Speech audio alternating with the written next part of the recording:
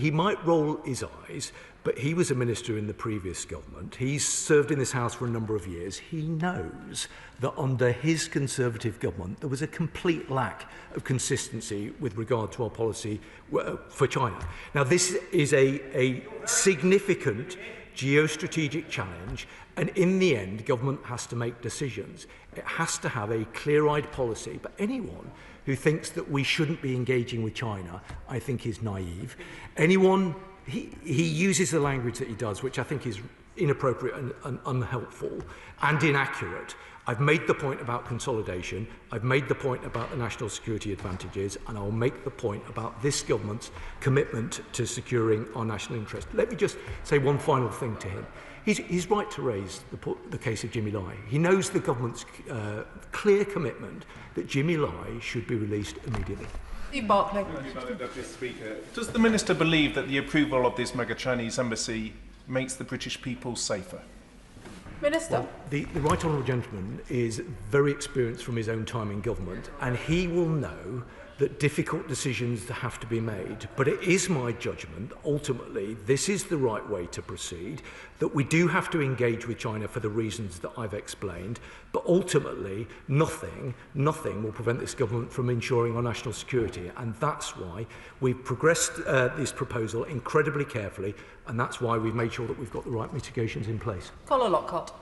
Deputy Speaker, last week I made it clear that any hostile intelligence service would struggle to find a better location for espionage than the now approved mega Chinese embassy. What assessment has now been made of the risk that this site could be used for surveillance, intimidation or coercion of critics of the oppressive communist regime living in the UK, and how the government justify a decision that is both shameful and reckless in the disregard for national security? Well, I'm grateful to her for the points that she's made, but I would just say to her, of course, we're already dealing with those challenges. There are some honourable members who seem to think that we don't have to mitigate and manage those risks at the moment. We do. There are those, and it's an entirely reasonable position if people want to take it, who think that the situation could get worse with the agreement of this embassy. But as I've tried to explain, because of the mitigations that we have put in place and because of the consolidation of the diplomatic estate, there are clear national security advantages as a consequence of this proposal. She doesn't perhaps agree now, but I hope she understands that the government takes these matters incredibly seriously and will do everything that we can to safeguard our national security. Sir Desmond Swing. China is notoriously transactional in its international relations. So what do we get in return?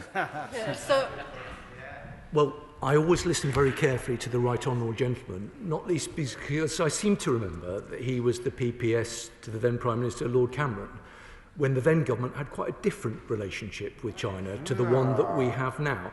He will remember that very well, as do I. So whilst I'm grateful for his advice, I hope that he will perhaps have borne in mind the points I made about the consistency of the previous government, including the one he served in. Esther McVeigh. Thank you, Madam Deputy Speaker. In light of what you said, I do hope you see this as a short question, and I do hope I get a short answer.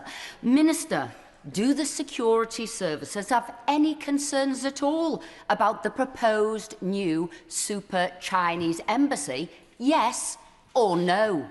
Minister. The right honourable lady has seen the letter that's been published today by the Director Generals. I don't know how much time the right honourable lady thinks about matters relating to national security or understands the nature of the threat. Not at all. I'm seeking to explain to her that this government, like the last government, manage a range of national security risks. That will be the case whatever decision was taken around this proposal. Dr. Luke Evans. Thank you, Madam Deputy Speaker. I'm going to ask again. Does this make the British public safer? Yes, or no? Minister. Fundamentally, government is there to make the British people safer. And for the reasons I've explained, I'm confident that from a national security perspective, this is the right decision. Jim Allister. Isn't the plain truth, Minister, that this was a predetermined political decision from the moment the political decision was taken to call it in, when the government was facing by due process the council refusing this planning application, and all that's gone on doesn't it simply bring the whole planning process into disrepute? Yes or no? And when we consider today that the London Labour Group have condemned this matter, isn't one of their members right when he says, wrong embassy, in the wrong place, at the wrong time? Yes or no? Well, I don't agree with his analysis. I've been crystal clear about the fact that people are, of course, entitled to their opinion, and people will have different views. What sensible members of the public will be interested in is what the security professionals have said. The security agencies, the intelligence services, those people who really understand the nature of the risk and the threat. What the public will be interested in is what they think, and I've been clear about what they think. I've been clear about the way in which we've approached this process, which I believe will deliver national security benefits for our country. Sir Bernard Jenkins. Can I just point out that when the previous Conservative government proclaimed a golden era of relations with China, when David Cameron welcomed President Xi for a state visit in 2015, as Theresa May was championing Huawei for our 5G infrastructure, the security services supported the then Prime Minister, or they were brought into line, which is, I expect, what happens under these circumstances.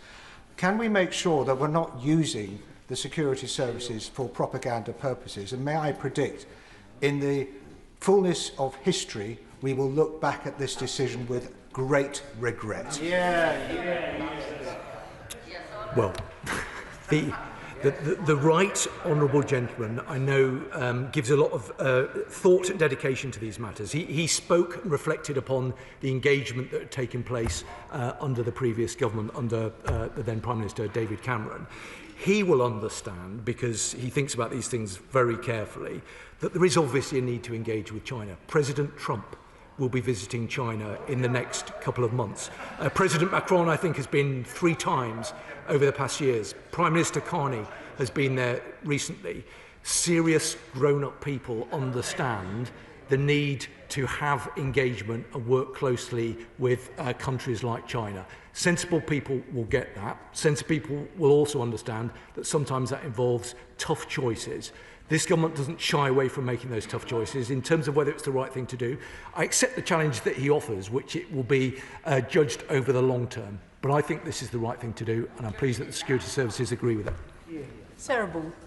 Deputy Speaker. The Minister says that China continues to pose a risk, and yet the government today welcomed this Trojan horse of an embassy into the heart of our capital. Consolidation helps them, not us, and planning conditions deal with the establishment, but not the actual real use inside in the years to come.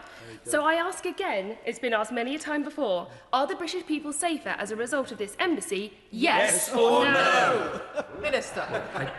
I don't agree with her analysis with regard to consolidation. This government will always work to make sure that the British public are safer. That is our job. That is our abiding mission. It is the first responsibility of government. And I'm confident that the decision that's been taken, with the mitigations in place, will deliver good national security outcomes for our country.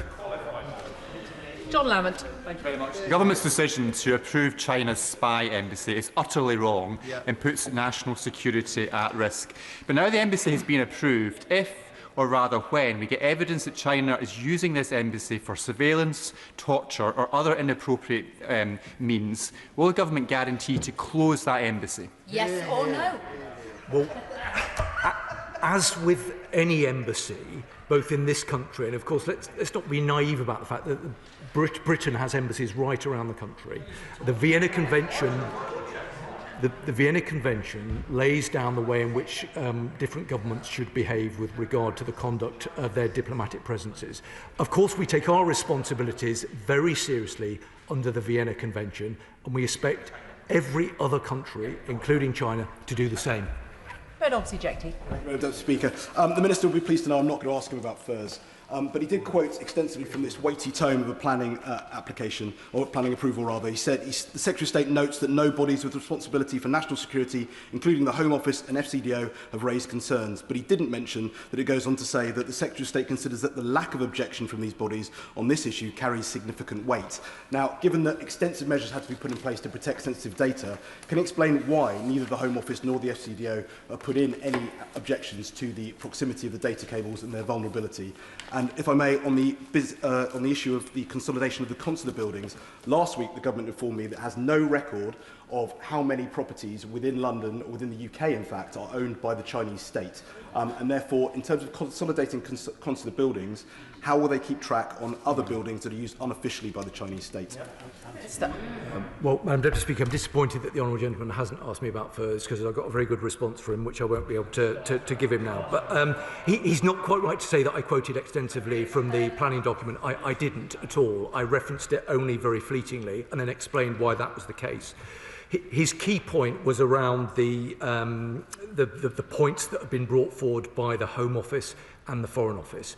No specific objections were raised by both of those government departments, because both of those government departments had satisfied themselves that the mitigations could be put in place to safeguard against the risk that might be faced. That's the reason.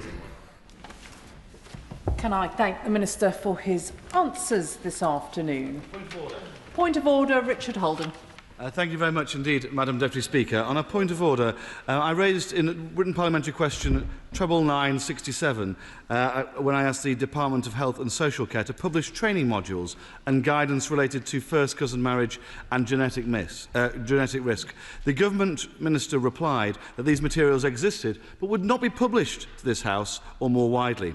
In written parliamentary question 102-870, I asked the Minister if he would place those training modules again in the Library of the House of Commons, and the Minister said there were no plans to do so. This is astonishing, since that answer came after a Freedom of Information request to NHS England, which had already placed those very documents in the public domain.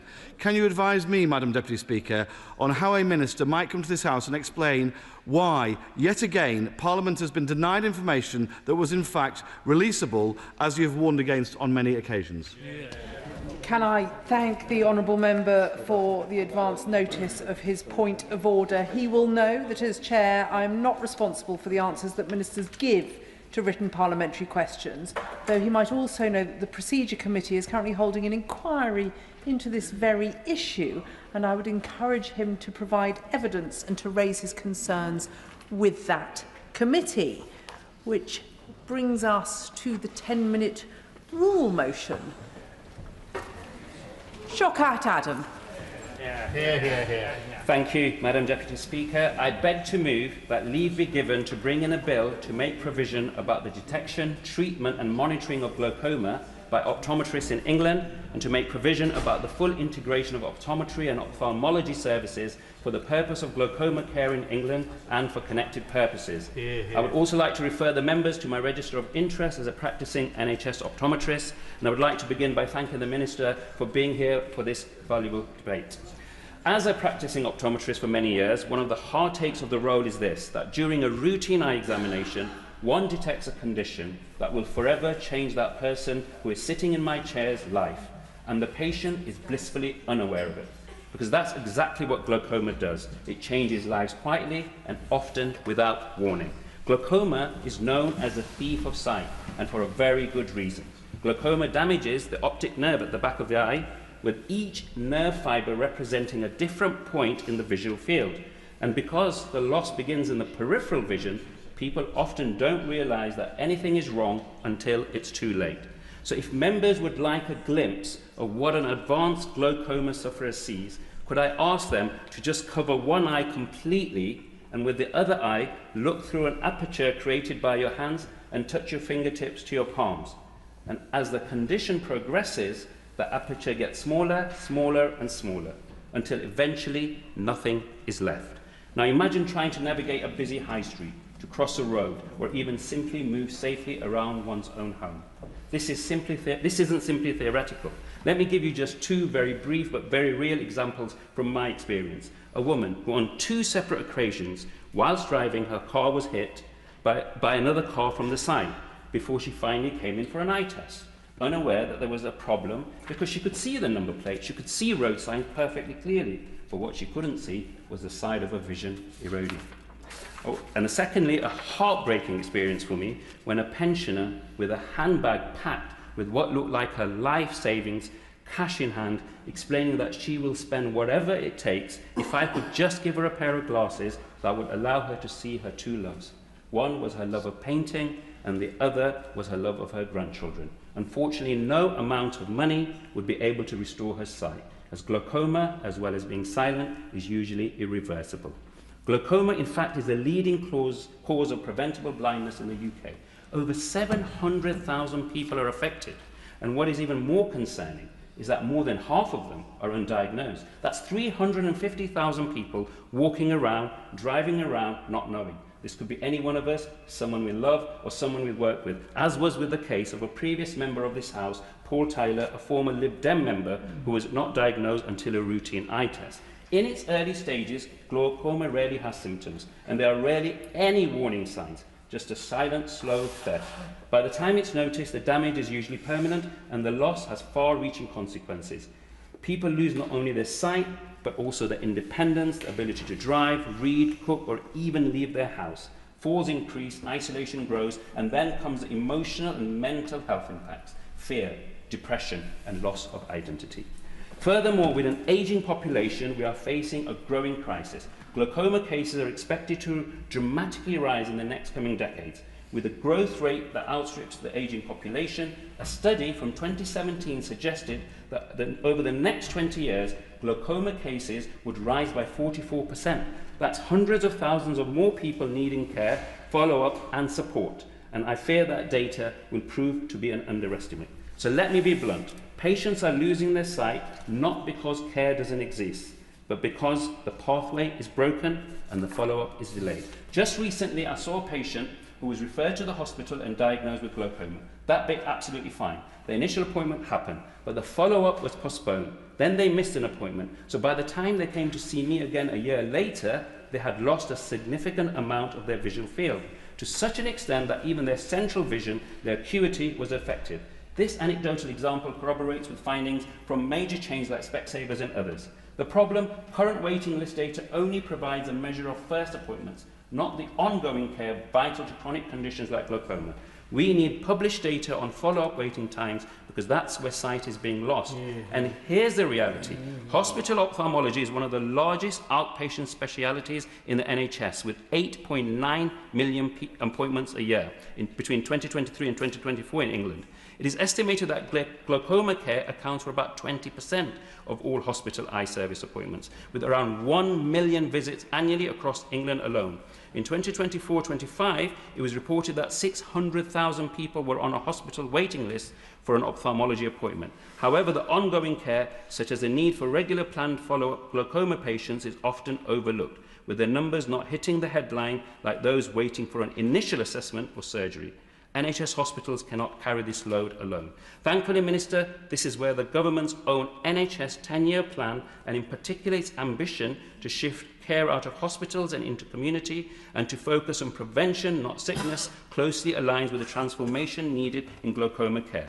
There are over 14,000 qualified optometrists in England, providing more than 13 million NHS-funded eye tests. They are trained, regulated and ready to help.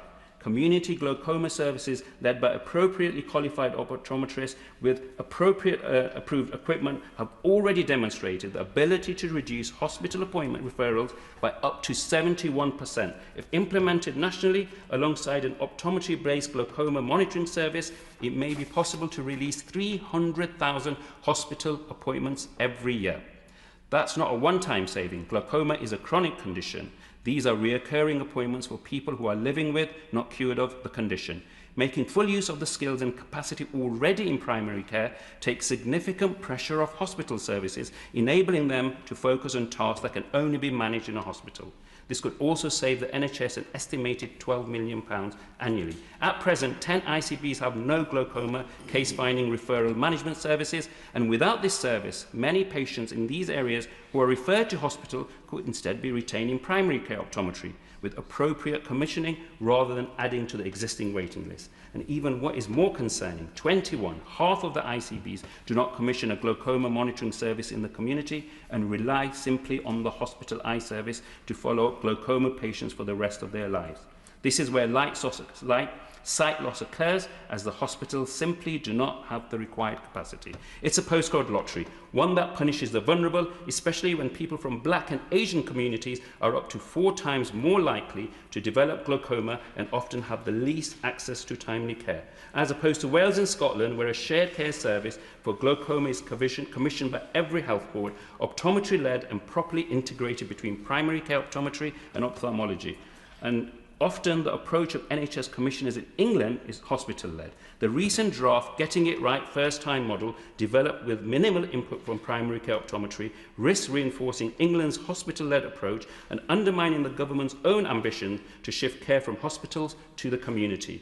We are also seeing worrying behaviour at the ICB level, with several ICBs removing the limited community glaucoma services they had in place to make short-term savings. This is extremely myopic.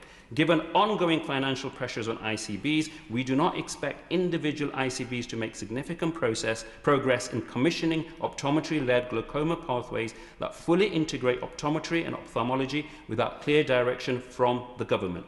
The total cost of visual impairment in the UK is now estimated to be £26.5 billion, set to rise to £33.5 billion by 2032. Glaucoma alone accounts for £750 million of it. And this is just not a cost to the NHS, but also the cost of lost productivity, informal care, and diminished quality of life. This is a silent epidemic, but it is not inevitable. So what am I asking for? What can be done to begin to tackle this silent epidemic? Fundamentally, I am asking for a national direction from the DHSC to ICBs that they should commission a uniform primary care glaucoma service that utilises qualified high street optician practices, and only by doing so will we end the current postcode lottery in glaucoma care. We already know what works, we already have the workforce, and we already have the technology. We now need clear direction and a political will. Thank you. The question is that the honourable member have leave to bring in the bill. As many as of that opinion say aye. Aye. Of the contrary, no. I think the ayes have it. The ayes have it. Who will prepare and bring in the bill? Marsha de Cordova, Jim Shannon, Brian Lesham, Jeremy Corbyn, Ayub Khan, Iqbal Mohammed, Mr Adnan Hussain, Paulette Hamilton, Mark Pritchard, and Adrian Ramsey, and myself. Shaukat Adam.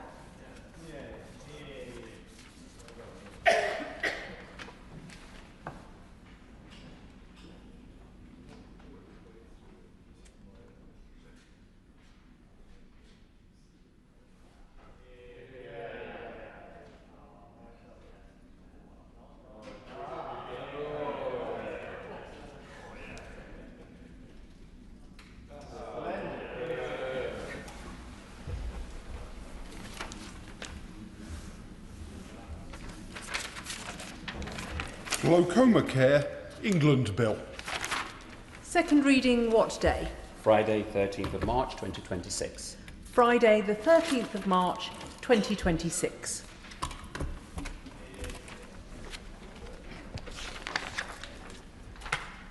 Programme motion to be moved formally. I beg to move.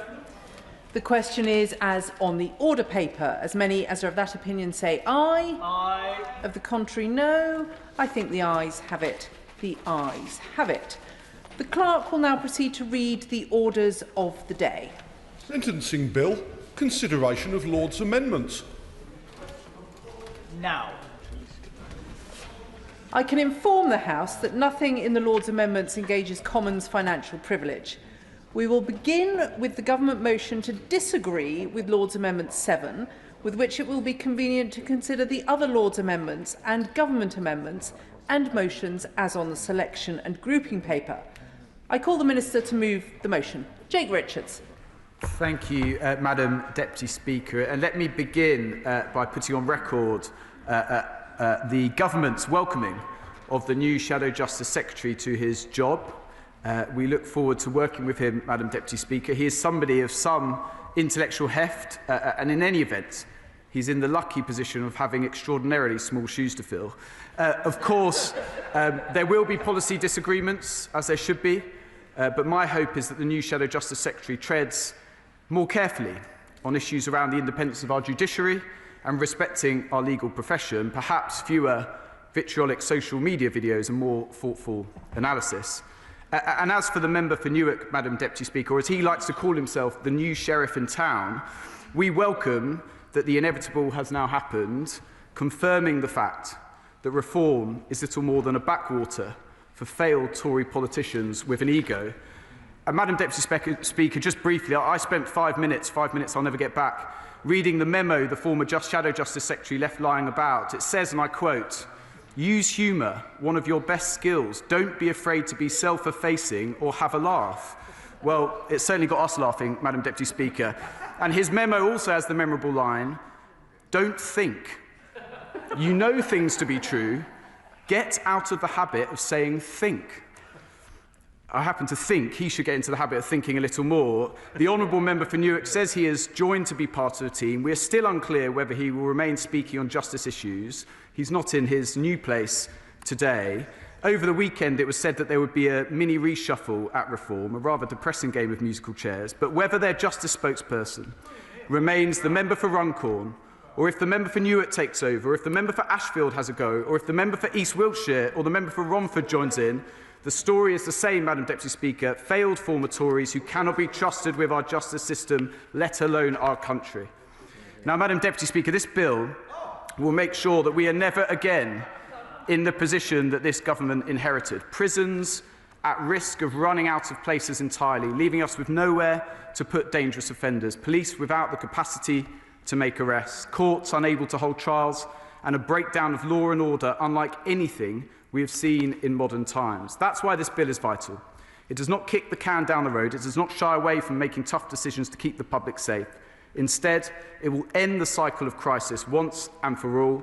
And it does more than this. Absolutely. Given way. He's given a powerful speech. He will recognise this is a bill that's of huge concern to residents of my constituency of Harlow, because obviously many of those who are waiting for justice to be served, they're victims of crime who are waiting years for their the person that's caused that offence to actually see a trial. So will you agree with me? It's really important this government gets on top of this backlog and gets people in front of courts as quickly as possible. Absolutely, and my humble friend is a fine champion of this agenda, but also, of course, for his constituents in Harlow. And as he knows, this bill does more than just fixing the crisis we inherit. It will confront reoffending, keeping our communities safe. And Madam Deputy Speaker, as my right honourable friend, the Deputy Prime Minister, set out in the very first debate on the bill in this House, it takes us back to the fundamental purpose of sentencing, punishment that works. Punishment that works for victims who deserve to see perpetrators face retribution, punishment that works for society, which wants criminals to return less dangerous, not more, and punishment that works to prevent crime. We want better citizens, not better criminals. That is what will deliver safer streets and protection from crime. This bill will restore the confidence of victims in the criminal justice system.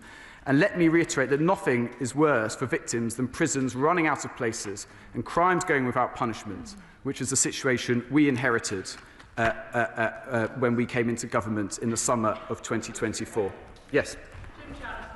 Madam Deputy Speaker, can I thank the Minister for giving way, and the Minister has outlined very clearly what the Government and the Minister in particular is trying to achieve.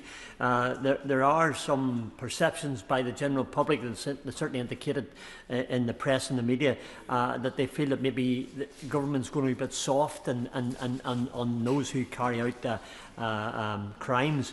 But in the rehabilitative structure, which I am very much in favour of, and which I think maybe the Minister's in favour of as well, can he outline, please, what will be done to enable those, when they leave prison, to be rehabilitated and to ensure that they don't reoffend, because the rise in numbers of those who reoffend is incredibly worrying.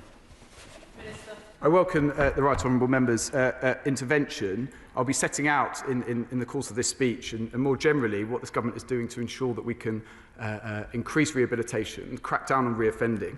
But I would just say gently to the honourable gentleman, he states that there is a suggestion that this bill is somehow soft on crime. By the end of this Parliament, there will be more offenders in prison than ever before. So I completely reject that assertion. Briefly, Madam Deputy Speaker, I just want to pay tribute to the campaigners that have informed large parts of this piece of legislation and the amendments that we're discussing today. We are introducing tough restriction zones that limit the movement of offenders instead of limiting the movement of victims. These new restriction zones, which will be given to the most serious offenders on licence and can be imposed by a court, will pin any offender down to a specific location to ensure that the victims can move freely elsewhere. This was campaigned for by the founders of the Joanna Simpson Foundation, Diana Parks and Hetty Barkworth-Nanton. Once again, I pay tribute to them and to all of those who have campaigned for this crucial change.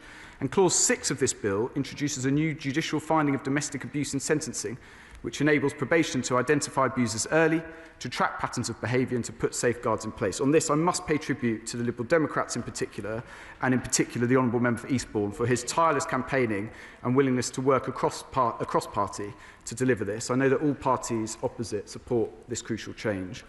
It is worth remembering more generally, Madam Deputy Speaker, that this legislation was carefully drafted as a result of an independent sentencing review led by the former Conservative Justice Secretary David Gork. I again take this opportunity. Great man, they're saying. They're voting against every single one of his proposals, Madam Deputy Speaker, but there we go. I take this opportunity to thank him again for all his work. It was a thorough, comprehensive and excellent piece of work. We are determined to ensure that the bill receives royal assent as soon as possible. There is an urgency to this process.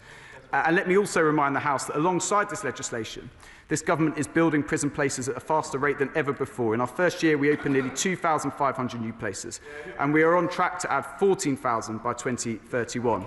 In the next 4 years alone, we will spend £4.7 billion on prison building, but we simply cannot build our way out of the crisis we inherited from the Conservatives. The pressures on the system demands that we reform sentencing, but let me also remind the House that nothing in this bill changes sentences for prisoners convicted of the most serious, heinous crimes who are serving extended, determinate or life sentences. And of course, this bill delivers vital reforms to our probation services. We are rebuilding the service the last government decimated. We are increasing investment up to £700 million by 2028-29, a 45% increase. And we are recruiting. We hired 1,000 trainee probation officers in our first year, and we're on track for 1,300 more this year. At this point, I want to pay tribute to all the hard-working probation officers in our country. They deserve full credit for what they do, and it has been important for us to find the extra resources to put into this service to grow the numbers and the support available. Absolutely. In government, the party opposite oversaw a disastrous privatisation of probation, which ended in a £500 million bailout by taxpayers. Our probation service plays such a critical role in the rehabilitation of offenders and keeping our communities safe. So can the Minister set out further how this bill will ensure that our probation systems are strengthened and fit for purpose? Can the Minister perhaps restrict himself to the amendments? Yes. Minister. Thank you, Madam Deputy Speaker. I welcome the intervention from my honourable friend. I'll be coming on to that issue shortly. Madam Deputy Speaker, I want to address Lord's Amendment number 7. Whilst we cannot support the amendment as drafted, we fully support the intention behind it to promote transparency and improve the experience of victims. We agree that robust processes are required to ensure the accuracy of transcripts, but placing a statutory duty on the judiciary to approve the release of all Crown Court transcripts could significantly increase workload and undermine efforts to drive down the Crown Court backlog. However, Madam Deputy Speaker, I'm delighted to say that we have tabled a government amendment that will expand the provision of Crown Court sentencing remarks to all victims who request them free of charge. This new clause puts victims firmly at the centre of the process, ensuring that every victim can request and receive relevant sentencing remarks for free. This clause delivers a major step forward for transparency, enabling victims to digest sentencing remarks outside of the pressures of a courtroom setting and free of charge.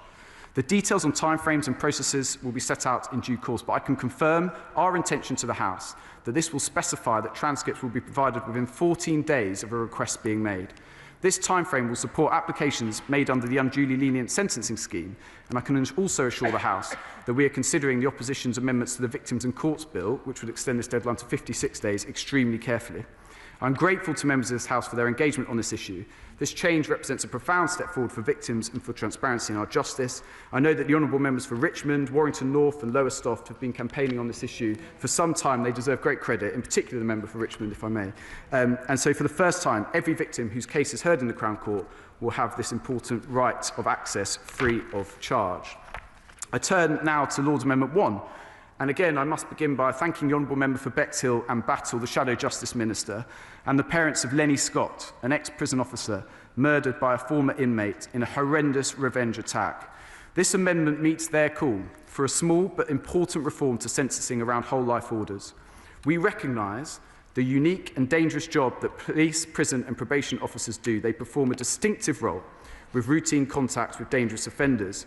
We want to ensure, Madam Deputy Speaker, that the exceptional seriousness of murders that are motivated by their important work, which strike at the heart of the rule of law, are expressly recognised in the sentencing framework for murder. Will the Minister give way? Yes, of course.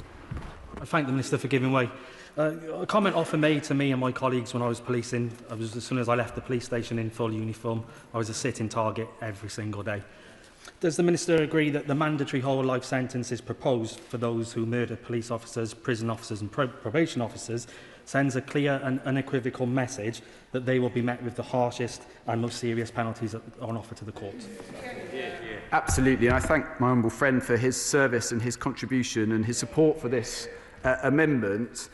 As I said when I had the great privilege of meeting Lenny's parents last week with the Shadow Justice Minister and Lord Timpson in the other place, it's not just about the technical mischief that this amendment solves, because thankfully these cases are few and far between. It is about sending a signal to the brilliant prison officers and probation officers that the work they do is respected by people in this place, in the country at large, and that we can make this small change as part of this legislation, I hope, goes some way to doing that. And indeed, I've met prison officers since we've announced this change who have intimated their gratitude to Lenny Scott's parents in particular and to this place for hopefully making this change. And that's very welcome indeed.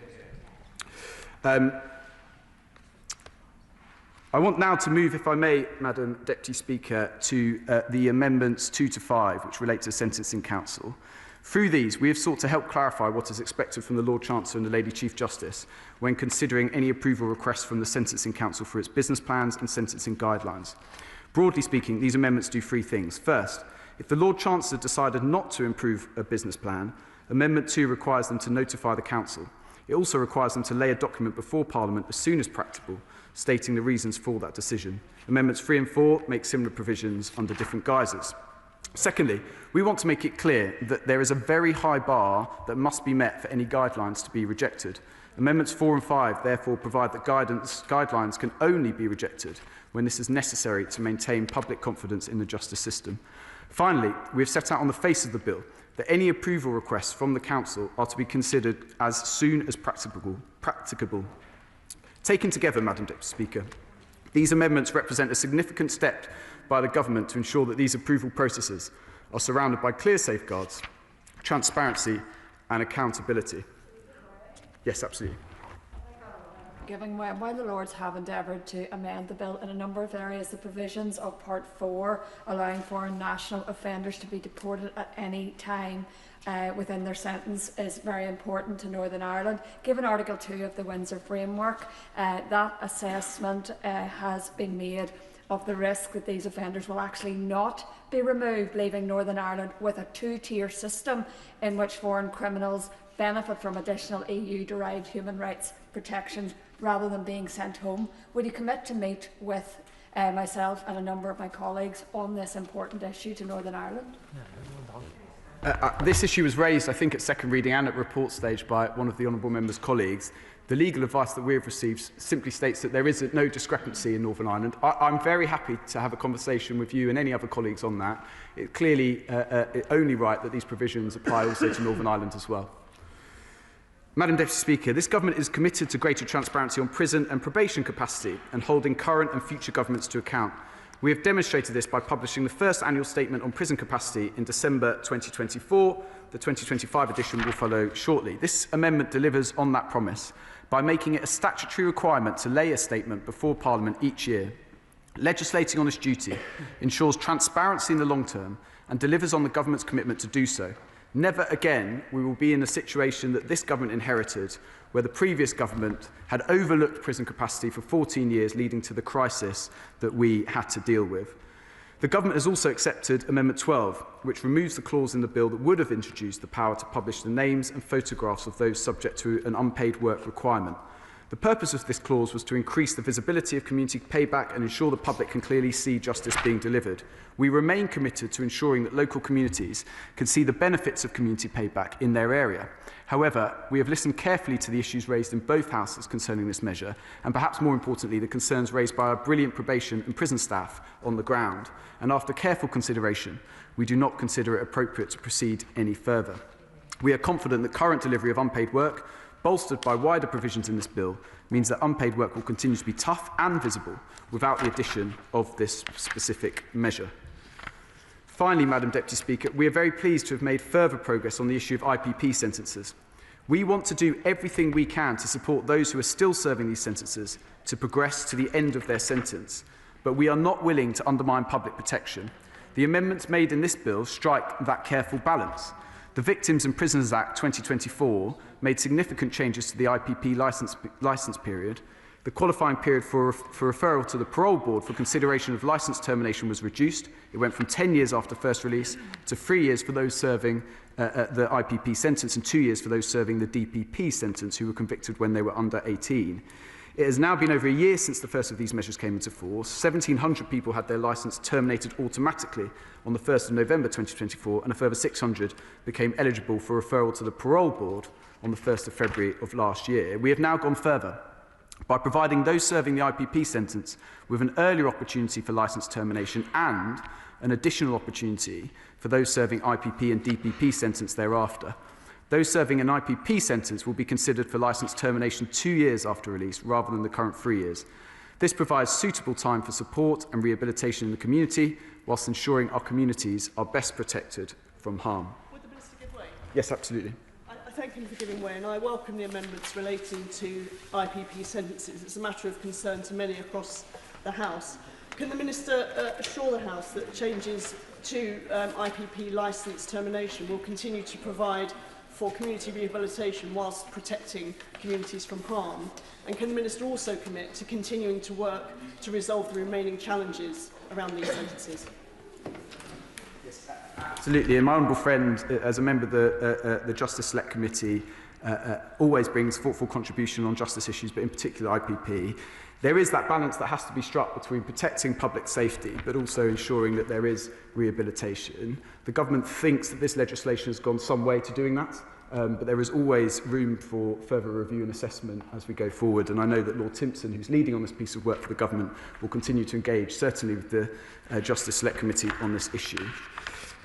Madam Deputy Speaker, I'm very grateful for the improvements that have been made to this bill during its passage in the House of Lords, and I hope, in particular with the undertakings I've given on the provision of sentencing transcripts, I hope that all parties will be able to support the government's amendments in lieu of Amendment 7. These represent a major step forward for transparency and for victims, and I beg to move these amendments. The question is that this House disagrees with the Lords in their Amendment 7. I call Shadow Minister Dr Kieran Mullen. Thank you, Madam Deputy Speaker. And as we've heard today, the House is considering amendments made in the other place to the sentencing bill. There is no doubt that our justice system is facing significant challenges. I've always acknowledged this, and during recent debates on a wide range of issues from sentencing to prison capacity to probation to jury trials, there's been cross-party acknowledgement that for decades, across a number of governments of different colours, there hasn't been sufficient investment or political priority given to our justice system. But that should not and must not serve as an excuse for this government to bring forward changes to our justice system that damage it, fail to actually address the challenges before us, and slip through the net changes that elements of the Ministry of Justice have always wanted to do and are simply using the excuse of the current challenges to finally pull off. But that is what we are seeing, both in relation to the proposals on jury trials and even more clearly to the clear detriment of victims in this sentencing bill. I welcome elements of this bill. Some of the examples we'll go on to discuss and the Minister mentioned, for example, the restriction zones, the domestic abuse markers, but these are overwhelmingly outweighed by the fact that the heart of this bill is a catastrophic blow to the victim's search for justice, as it will let out thousands of rapists, paedophiles and seriously violent offenders out of prison earlier. The Minister mentioned in his opening remarks the independent sentencing review, and I remind members of this House that the independent sentencing review gave absolutely no consideration whatsoever to what victims and the public would think of the proposals related to sentencing, and actually that report is an insult to victims and their families, and many of them have told me directly. At least during the common stages of this bill, every other party joined the Conservatives in voting against these dangerous proposals, including the Liberal Democrats, and in fact a number of Labour MPs bravely abstained.